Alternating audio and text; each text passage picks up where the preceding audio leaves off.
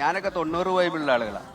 എനിക്കും പിന്നെ നമ്മുടെ ഈ പുതിയ തലമുറയും തമ്മിലുള്ള ഒരു വ്യത്യാസം, ജസ്റ്റ് ഒരു വ്യത്യാസം, ഈ കുട്ടികൾ പരസ്പരം ആൺകുട്ടികളും പെൺകുട്ടികളും ഇടയ്ക്ക് വളരെയധികം മിങ്കിൾ ചെയ്യണം നമ്മൾ കാണും. ഇന്നലെ സലീം കുമാറിന്റെ ഒരു പ്രസ്ഥാനം കൂടെ ഉണ്ടായിരുന്നു. സർ, ഞാൻ പറയുന്നത് ഒരു 9 വർഷം 10 വർഷം മുമ്പ് ഞാൻ ഒരു അധ്യാപകനാണ്. ഞങ്ങൾക്ക് ഒരു സർക്കിൾ അധ്യാപകനാണ്. അതെ സാർ. എവിടെയാ പഠിപ്പിക്കുന്നത്? ഇവിടെ അടുത്ത് ചൊരങ്ങാട് SDB LP സ്കൂളില് അറബി അധ്യാപകൻ. സാർ, പിന്നെ പെട്ടെന്ന് പറഞ്ഞു.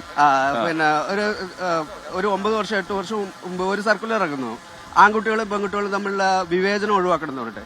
അപ്പോൾ നിർബന്ധമായിട്ട് ഈ കുട്ടികളെ ഇടയിലിരുത്തണം, ആൺകുട്ടികളും പെൺകുട്ടികളും. ആ വന്ന തലമുറയാണ് ഇപ്പോ വളരെ മിങ്കിൾ ചെയ്യുന്നത്. അത് പറഞ്ഞോണ്ട് വരുന്ന ഇടയിലിരുന്നാണ് ഈ പ്രശ്നം എന്നുള്ളതാണ്. അങ്ങനെയല്ല സാർ, ഇതൊരു ആസൂത്രിതമായ സംഭവമാണെന്നാണ് ഞാൻ പറഞ്ഞു വരുന്നത്. അതുപോലെ തന്നെ സാർ, മയക്ക് വരുന്നത് അതൊന്നും അല്ല പ്രശ്നം. ഇത് വലിച്ചാൽ വേറെ ലോകത്തെത്തുന്ന പിള്ളേരെ ധരിപ്പിച്ചിരിക്കുക. ഇത് ലോകത്തെത്തും, മറ്റേ യമന്റെ ലോകം അതാണെന്ന് പിള്ളേർ അറിഞ്ഞാൽ പ്രശ്നം തീരും. ഇത് കണികണ്ടിലൂടെ നന്മ. മിൽമയാ ചേട്ടാ? മിൽമ എന്താ പേര്? സുന്ദരൻ. നമ്മുടെ മിൽമ പാല് വിതരണമൊക്കെ എങ്ങനെ കൃത്യമായിട്ട് പോകുന്നുണ്ട്? ഓക്കെ. അപ്പൊ മിൽമ നമ്മളെ ഒരുപാട് ഹെൽപ്പ് ചെയ്യുന്നുണ്ട് ഈ നമ്മുടെ ഈ യാത്രയിലൊക്കെ. ഇനിയുണ്ടാവും. എന്തായാലും ഈ 24ന്റെ ഈ ഉദ്യമത്തിന് മിൽമയുടെ എല്ലാവിധ ആശംസകളും. താങ്കൾ മിൽമയാണോ? ഓക്കെ. കോഴിക്കോട് പേടാണ്, സൂപ്പർ പേടായിരുന്നു. നിരവധിയായിട്ടുള്ള പ്രോഡക്റ്റ് ഞങ്ങൾ മിൽമയുടെ പേട എല്ലാം സൂപ്പർ. ഇന്നലെ നമ്മുടെ പാലക്കാട്ടൊക്കെ അത് പരിപാടി അത് അറിഞ്ഞായിരുന്നോ? അറിഞ്ഞു. മിൽമ ഒരിടത്ത് പേട കൊടുത്ത എല്ലാവരും അറിയും. അങ്ങനെയല്ല സാർ, പേട കൊടുത്തതല്ല, ഈ പരിപാടി വിജയിക്കുന്ന കാരണം അറിയോ, നമുക്ക് 20-ാം തീയതി കോഴിക്കോട് ഒരു പരിപാടി ഉണ്ട്. 1 ലക്ഷം ആൾക്കാർ വിളിച്ചു പറയും MDMA-ക്കാരാ സ്ഥലം വിട്ടുവെന്ന്. അതാണ് നമ്മുടെ പരിപാടി. അപ്പൊ നിങ്ങൾ എല്ലാരും അവിടെ ഒറ്റപ്പാലത്ത് നിന്ന് കോഴിക്കോട് വരെ വരണം. ഞാൻ ട്രെയിനിലാണ് കച്ചവടം ചെയ്യുന്നത്. ആണോ?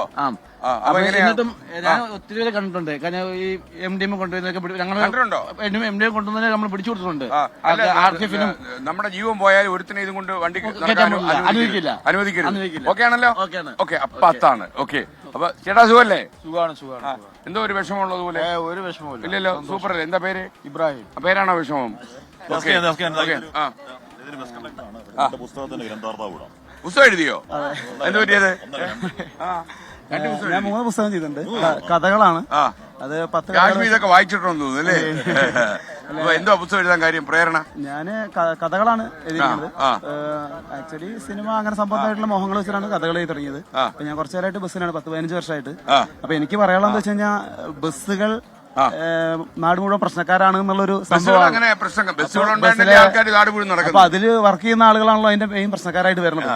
അപ്പൊ അവർക്ക് പറയാനുള്ള അവരുടെ പ്രശ്നങ്ങൾ എന്താണെന്ന് അറിയാനുള്ളൊരു അപ്പൊ ഇതിനൊക്കെ മെയിൻ സംഭവമായിട്ട് വരുന്നത് സമയം എന്ന് പറയുന്ന സംഭവമാണ്. അതായത് ഒരു കൃത്യമായ ഒരു സമയത്ത് നിന്ന് എടുത്തിട്ട് കൃത്യമായി വേറെ സ്ഥലത്ത് എത്താൻ വേണ്ടിയിട്ടുള്ള ആ ഒരു പ്രശ്നത്തിന്റെ അത് ശാസ്ത്രീയമല്ലാത്തതുകൊണ്ടാണ് ഞങ്ങൾക്ക് ഈ പ്രശ്നങ്ങൾ വരാൻ കാരണം.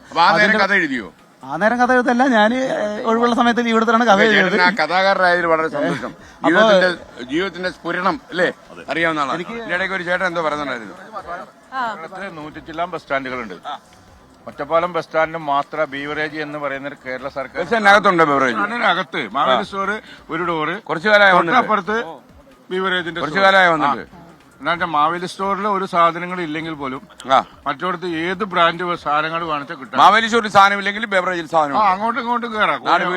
അപ്പുറം ഇപ്പുറാണ്. എന്റെ പേര് ജോഷി. ഈ കാര്യം എത്ര ഒരു ബസ് തൊഴിലാളിയാണ്. ബസ് തൊഴിലാളിയാ? അതാ ഇതൊക്കെ അല്ലേ നിങ്ങളല്ല? ചേട്ടന് കഥ എഴുത്തിന്റെ അസുഖമൊന്നുമില്ലല്ലോ? അല്ലല്ല, ഈ മനുഷ്യൻ മാത്രമേ. ബീവറേജിന് കുഴപ്പമില്ലാതെ ഈ ബസ് സ്റ്റാൻഡ് വെള്ളിയിൽ ഒരു താഴത്തിലെ കടകളല്ലാതെ മുകളിലൊരു സ്ഥാപനമില്ല. എല്ലാവർക്കും കയറി ഇറങ്ങി 24 മണിക്കൂറും പ്രവർത്തിക്കുന്ന ബാറാണിത് ശരിക്കും. അതായത് ഒരു ഫ്രീ ബാർ പോലത്തെ പ്രവർത്തിക്കാണ്. വെള്ളം ഇവിടെ 5 രൂപയ്ക്ക് കാശ് കൊടുക്കണ്ടേ? വെള്ളം കാശ് കൊടുക്കണ്ടേ? ബാറിന് കാശ് കൊടുക്കണം. ഇവിടെ ഈ സാധനം വാങ്ങിച്ച് താഴത്തെ സ്റ്റോറിൽ ഒരു സാധനം ഇല്ലെങ്കിൽ അവിടെ ഏത് ബ്രാൻഡ് വാങ്ങിച്ചാൽ കിട്ടും. ഓക്കെ, അത് വല്ലാത്തൊരു അവസ്ഥയല്ലേ? മാവേലിച്ച് ഒരു സാധനം ഇല്ലെങ്കിലും ബെവറേജ് 10 രൂപ പോലെ 20 രൂപ അവിടെ കൊടുക്കണം. ഞാൻ മീൻ കച്ചവടക്കാരനാണ്. ചേട്ടന്റെ പേരെന്താ?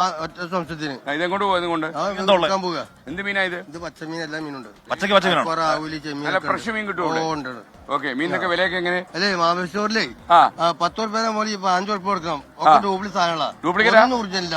240 രൂപ 1 ലിറ്റർ വെളിച്ചെണ്ണക്ക്. കടയിൽ എന്താ വില? ഓക്കെ ഓക്കെ, ശരി ചേട്ടാ, നീ താമസിക്കണ്ട. ഓക്കെ, സന്തോഷം. Thank you. നിങ്ങളെയൊക്കെ കാണാൻ വേണ്ടി വന്നല്ലേ നമ്മള്.